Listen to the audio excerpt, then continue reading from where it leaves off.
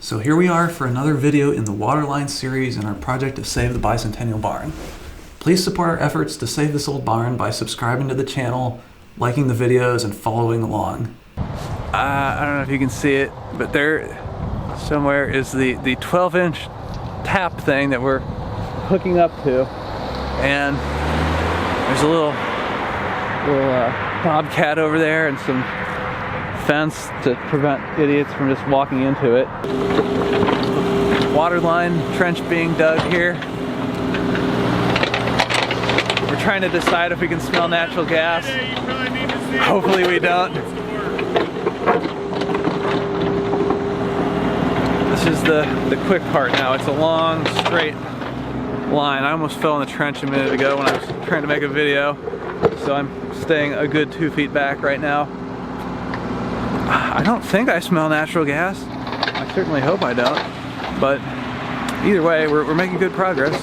No open flames. Okay, we're back out here. Another day of water line has been completed. We have a trench with my big black ductile iron shaft down there. I probably shouldn't say it that way.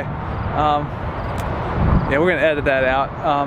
Yeah, so they've made a little barrier out of oh, there's Jing over there. Say hi, Jing. That's Jing. A little backhoe and a little bobcat and some orange fence. We've got, you can see that away, about 200 feet of water line laid at this point. We're going much faster, and the best news is our dirt is good. We never paid for a geotech or whatever the hell boring to go and see if our dirt was any good to make a parking lot. We just said we'll deal with whatever it is. We have good dirt and we have a ton of leftover, so that is good news. We continued plowing through this water line at this same rate for another few hundred feet. In the next video in the water line series, we're going to show how we had to go underneath a fiber optic easement.